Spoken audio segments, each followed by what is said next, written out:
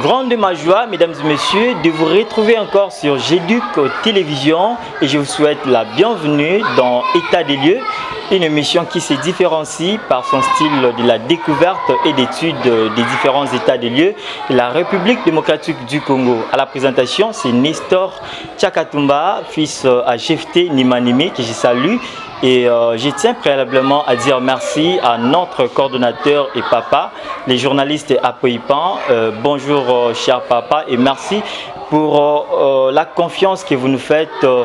Nous rappelons que dernièrement nous étions à l'Institut facultaire des sciences des informations et communications avec le secrétaire général académique Arthur Yenga, que je salue également. Et aujourd'hui, nous poursuivons dans le même secteur de l'enseignement, mais aujourd'hui, nous sommes dans celui de l'activité de l'école avec le directeur du complexe scolaire Loliki, M. Willy Lukunga. Et avec lui, nous allons traiter un sujet très important. Nous allons parler autour d'une thématique qui vous touchera énormément, l'apport de l'école dans la société. Monsieur Willy, bonjour. Bonjour, monsieur le journaliste. Comment vous allez? Je vais bien, merci. Et vous? Oui, je me porte également bien. Et pouvez-vous nous parler en quelques mots concernant les complexes scolaires Loliki? Oui, le complexe scolaire Loliki est une grande école, une ancienne école, une des meilleures d'ailleurs de Lingwala, pourquoi pas de Kinshasa, qui a été créée depuis 1986 et en ce jour, elle est là. Voilà, depuis 1966. 86. Ok. Et parlons d'abord de vous-même. Vous êtes le directeur de cette école. Oui, je suis le directeur de cette école, chef d'établissement. J'ai commencé par être un enseignant. Ok. J'étais engagé ici comme enseignant. Et puis, par la force des choses, suivant un cursus normal, et par mes compétences, je peux le dire sans les nier, okay. Le promoteur a jugé bon de me hisser aux fonctions du directeur que j'assume maintenant il y a 3 ans. Il y a 3 ans. Ok. Alors, concernant notre sujet du jour, nous rappelons que nous parlons sur l'apport de l'école dans la société. Quel apport que fait l'école dans la société? Alors, monsieur le directeur, quel est le rôle que joue l'école dans la société, les rôles de l'école? Monsieur le journaliste, l'école, son rôle, sa participation ou son apport dans la société, elle est vraiment immense et considérable. Vous savez, nous ne vivons plus l'époque où nos ancêtres n'avaient fabriqué que la pirogue, et jusqu'à présent, on n'a rien fait du tout. Pourquoi? Parce qu'à leur époque, il n'y avait pas d'école. L'école apporte la science dans tous les secteurs de la société. C'est pourquoi j'ai dit que l'apport de l'école dans la société, elle est immense dans tous les secteurs. Parce que sans l'école, nous vivrions dans la barbarie, bien sûr. Sans l'école, on ne peut pas parler de développement d'une société quelconque. Donc, l'école est vraiment importante pour le développement d'une société. Et je dis dans tous les secteurs de la vie. Elle est très importante pour le développement d'une société. Alors, quel rôle que joue cette école? L'école apporte d'abord la lumière dans une société. Vous savez, j'ai devant moi un tableau qui est noir, mais les écrits sont blancs. Ce qui veut dire, d'après moi, que l'école chasse les ténèbres qui se trouvent encore dans nos têtes. C'est-à-dire, l'école est là pour apporter la lumière à la société. Et quand une société est éclairée, cela veut dire qu'elle peut voir là où elle peut partir. Et sans l'école, on ne peut pas voir tout ça. Nous parlons bien comme dans des codes, mais je voudrais dire ici que sans l'école, une société ne peut pas s'estimer en développement. Une école, ou encore sans une école, une société ne peut jamais. Non, parce que quand l'école apporte quoi? J'ai dit que l'école est une lumière. L'école apporte l'intelligence. L'intelligence dans tous les domaines. Avec l'école, nous aurons des ingénieurs qui nous bâtiront des belles maisons. Nous aurons des médecins qui vont nous soigner. Nous aurons des mécaniciens qui arrangeront nos véhicules. Nous aurons tout. Et cet ensemble-là, quand on a ça dans une société donnée, on peut dire que voilà, notre société est en perpétuel développement. Alors, si l'école n'existait pas, nous serions comme au temps de nos ancêtres. Voilà. Et, messieurs les directeurs, quelles sont les visions premières d'une école?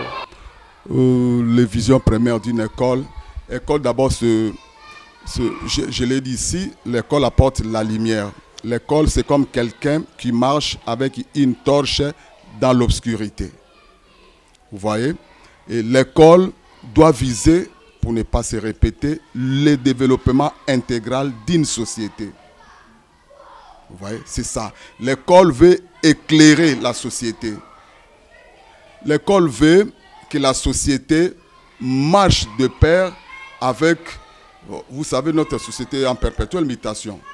Alors, sans l'école, on ne peut pas parler de ça. Nous serions tous en arrière par rapport aux autres. Voilà.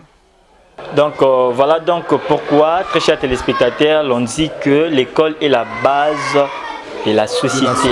Donc, sans une école, il est vraiment dangereux pour une nation, il est dangereux pour une société. Très dangereux. Voilà. Et puisque nous parlons du système éducatif congolais, et comment vous trouvez ces systèmes? Parce que tous nous sommes encore déjà, en parlant de l'école, en parlant du secteur de l'enseignement, nous voyons la priorité, c'est la formation. La priorité, c'est l'éducation. Alors, comment trouvez-vous les systèmes éducatifs dans notre pays en général, mais également vous allez répondre d'une manière particulière par rapport à votre école, le Kili? Ok. Les systèmes éducatifs congolais est en panne. Je vais m'expliquer. Vous savez, moi, je n'ai pas étudié. Dans notre école, on ne parle que français. Mais moi, j'ai étudié dans une école où on ne parlait pas français, où le lingala était permis. J'ai étudié Kotanga pe Kokoma Lingala de Babouda, Malibato. J'ai étudié avec Onzila Yassika au degré élémentaire. Et j'ai appris à lire et à écrire au niveau de la deuxième primaire de l'école, à notre temps. Alors, Babouda est là, ces livres sont là, et maintenant, il y a des élèves, oui, je parle des élèves, qui sont même au niveau du secondaire, 4e humanité, 6e de l'autre fois, 6e humanité, qui ne savent pas parler français, qui ne savent pas écrire. Donc, quelque part, l'État congolais a failli à sa mission.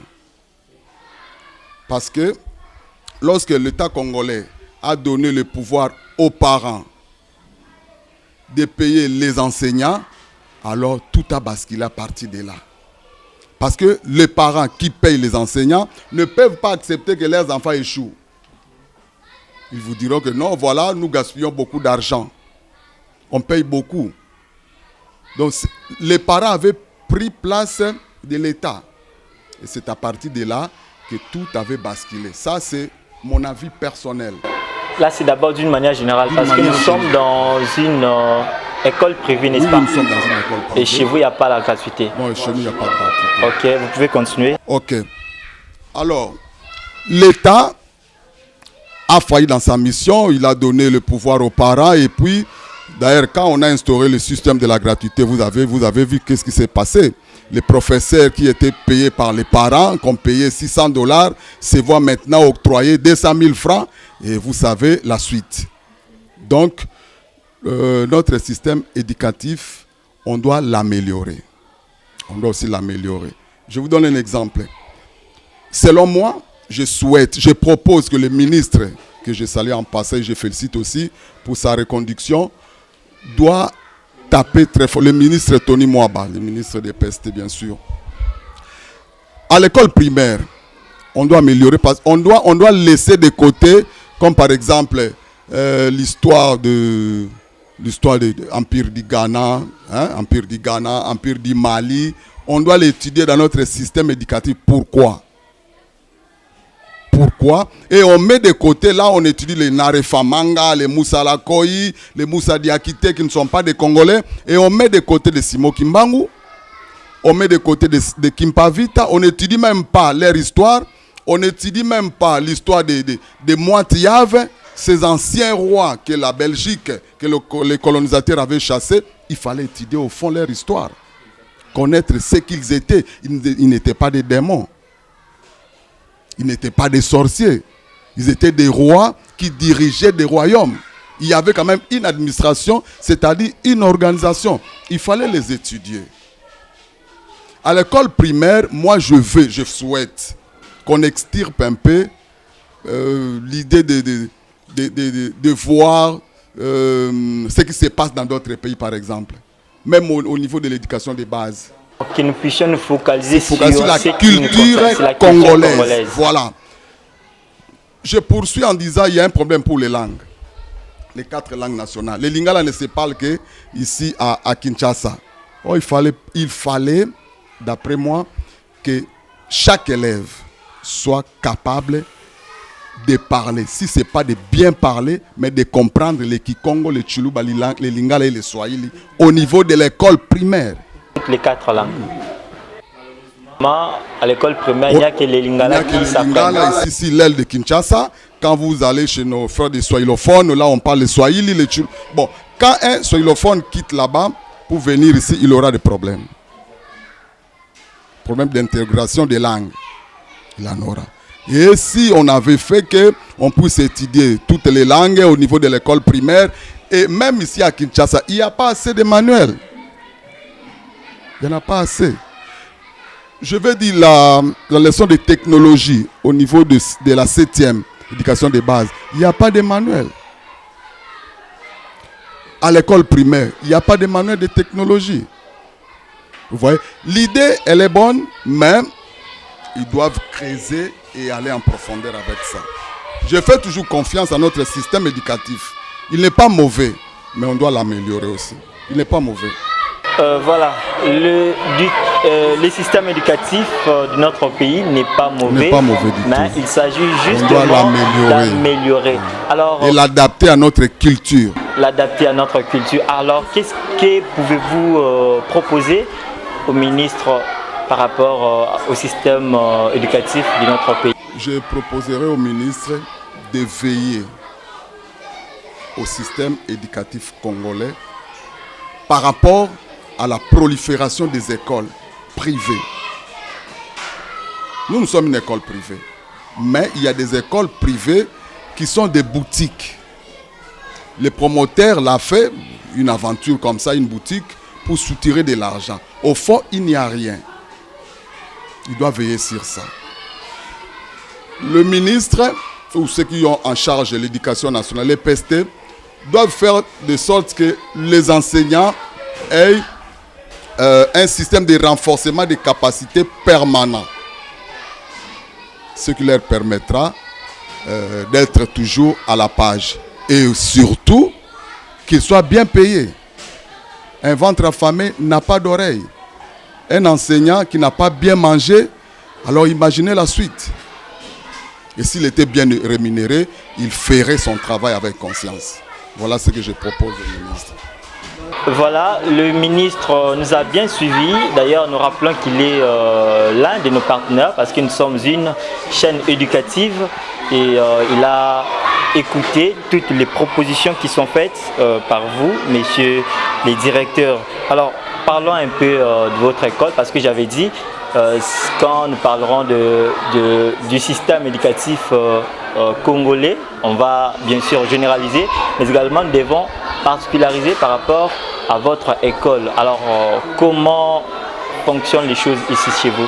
Parce qu'il y a bien sûr les parents qui sont aux alentours de nous, qui sont des Lingala, voire même des communes voisines, qui sont en train de nous suivre parfois à travers vos mots. Ils peuvent se décider encore d'envoyer ces enfants ici. Okay. Pour une petite histoire, je vais compléter. Le complexe scolaire Loliki n'a pas commencé ici. Il a commencé à Gombe, là où on l'appelait les Hirondelles. Donc c'est l'œuvre d'un couple congolo-bulgare La femme, c'est une Bulgare qui est partie au-delà, paix à son âme. Et l'homme, c'est un frère, notre frère du Congo ici, il est vivant. Alors, dans notre école, nous avons un slogan, les enfants d'abord. Nous, la formation intégrale des enfants dont nous avons la charge chaque année, c'est notre priorité dans notre école. Nous ne passerons jamais, je crois que c'est la première fois qu'on puisse parler du complexe scolaire Loli qui est à la télé. C'est notre formation qui parle. On ne fait pas de publicité. C'est notre formation qui est notre publicité. Nous encadrons les élèves et nous voulons faire de nos enfants de vraies hirondelles. Vous savez, l'hirondelle construit son nid très haut, dans des immeubles. Et voilà notre vision. Nous voulons envoyer nos enfants très haut dans la connaissance. Mais souvent, le problème qui est constaté, c'est quoi dans des écoles surtout? C'est ce que les professeurs les professeurs n'enseignent plus tel qu'il faut. Les professeurs ne considèrent plus l'enseignement comme une passion, or normalement c'est ça. Et c'est ce qui est parfois à la base de ce que nous pouvons dire aujourd'hui que le système éducatif de notre pays n'est pas du tout bon. Et je ne sais pas si cela est le cas aussi ici chez vous. Là, nous revenons à notre système éducatif. Qu'est-ce qui se passe? C'est-à-dire, on prend des gens qui n'ont pas fait ou des enseignants qui n'ont pas fait la pédagogie parce qu'il n'y a pas de travail. Et un grand frère, un oncle a créé son école pour ne pas laisser son cousin moisir dans le chômage. Il a fait la section biochimie, il devient un maître. Voilà où les choses vont mal. L'enseignement doit d'abord être une passion pour un enseignant. Une passion. L'enseignant, un vrai enseignant doit aimer ce qu'il fait, doit aimer son métier. D'ailleurs, on dit notre beau métier. Il est vraiment beau ce métier. Il est beau si nous le faisons avec conscience. Et avec engagement. Avec engagement. Vous avez parlé il y a des enseignants qui ne font... Bon, moi j'ai été d'abord moi-même un enseignant. Je suis fils d'un enseignant. Je ne peux pas prétendre que je suis un érudit dans l'enseignement. Non, je connais l'enseignement. Parce que je ne peux pas moi-même me nier. Je connais mes capacités, mes compétences dans l'enseignement. Ici, chez nous, vous ne verrez pas ces choses-là. Vous ne verrez pas ces choses. Je ne suis pas un gendarme. Parce que les gens avec qui nous travaillons, qui sont devenus mes subalternes, maintenant étaient mes collègues. Hier étaient mes collègues, aujourd'hui, moi, je les dirige. Et nous travaillons en toute collégialité. Nous avons un seul but, redorer les blaisons qui n'est pas encore terni de notre école. Amener notre école au niveau, pourquoi pas au niveau international, tel aussi, et la vision de notre promoteur. Très bien, merci beaucoup. D'ailleurs, nous profitons de ces mots pour parler à tous les enseignants qui nous suivent que l'enseignement, c'est tout d'abord une passion. Donc, quand vous vous êtes engagé dans ce travail, sachez que d'abord, vous devez prioriser cela. Vous devez d'abord avoir de la conscience de ce que vous faites, car c'est un beau métier, comme vient de dire monsieur le directeur Willy Likonga. Voilà, nous tendons déjà vers la fin, de notre mission, car il nous faut passer à l'étape de la découverte. Nous allons petit à petit découvrir, encore visiter le bureau, le bâtiment de cette belle école, cette bonne école.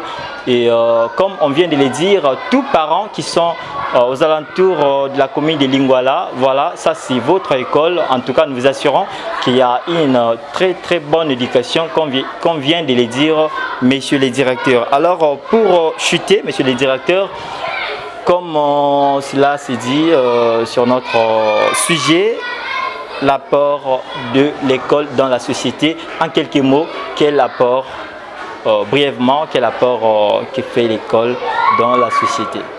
L'école est un torchon qui brille, une torche qui brille dans l'obscurité et que tout le monde a les yeux braqués. Voilà, comme je l'ai dit dans notre émission, l'école c'est comme quelqu'un qui marche avec une torche dans l'obscurité et on voit tous ceux qui suivent derrière voient la lumière. Sans l'école, la société tout entière se plongerait dans la barbarie. À tous les parents, tous les professeurs également, mais aussi tous vos collègues qui sont directeurs comme vous. À la fin, je remercie d'abord Jedik TV qui est venu nous voir, qui est une chaîne éducative. Et je crois que je propose que ça ne soit pas la dernière fois. Parce que nous avons des enfants qui sont bavards, qui parlent bien français et ils peuvent faire des émissions éducatives aussi avec vous. Je remercie, je salue tous les enseignants, tous les parents, tous mes collègues directeurs. Notre métier est beau. Faisons-le avec passion, avec abnégation. Nous serons payés. Nous serons payés d'une manière ou d'une autre. Parce que moi, j'en ai les preuves. J'en ai les preuves. J'ai reçu des États-Unis, d'Amérique, de l'Europe, des cadeaux parce que j'avais bien enseigné un enfant dont les parents n'étaient pas ici. Et l'enfant a voyagé, il est allé donner des nouvelles à ses parents et on m'a envoyé des cadeaux. Donc, c'est d'abord une vocation. Une vocation que le ministre fasse un effort d'extirper tous les cavaliers qui se trouvent dans le domaine de l'enseignement. Et notre enseignement ira bien.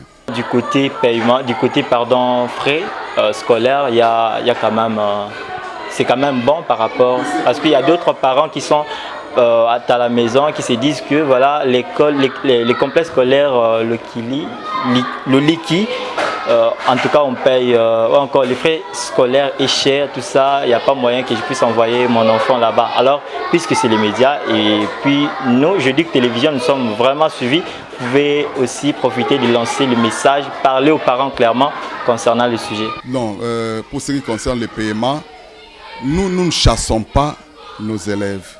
Nous avons, avec l'entendement des parents bien sûr, nous payons, les parents payent les frais scolaires par tranche. Et il y a même ceux qui demandent des dérogations parce que nous ne voulons pas renvoyer nos enfants à la maison. Voilà tout.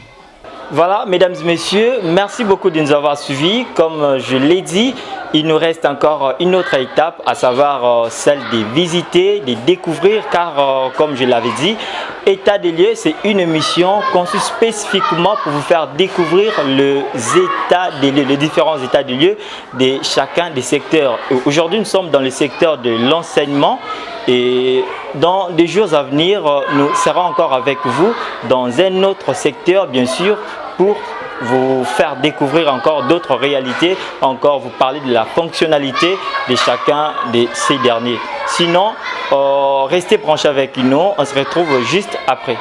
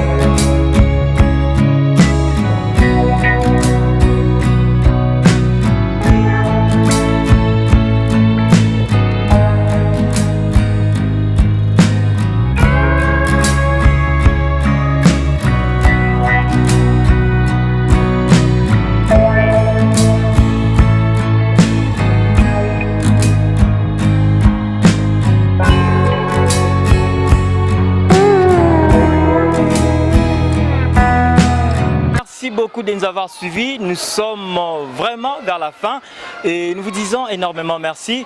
Et nous étions dans ces secteurs de l'enseignement, secteur de l'activité de l'école bien sûr, d'où nous avons parlé avec les directeurs de cette école sur un sujet très capital, l'apport de l'école dans la société. Je crois que ce sujet vous a énormément fait du bien. Nous tenons à dire merci à notre coordonnateur Apoipan, merci à Jefté Nimanimi, mon mentor, merci à Jacob Kayanda qui était derrière la caméra, merci à James Mpoyi, le polyvalent. Nous vous disons tous merci et on se retrouve plus prochainement pour un autre numéro et dans un autre secteur. Merci.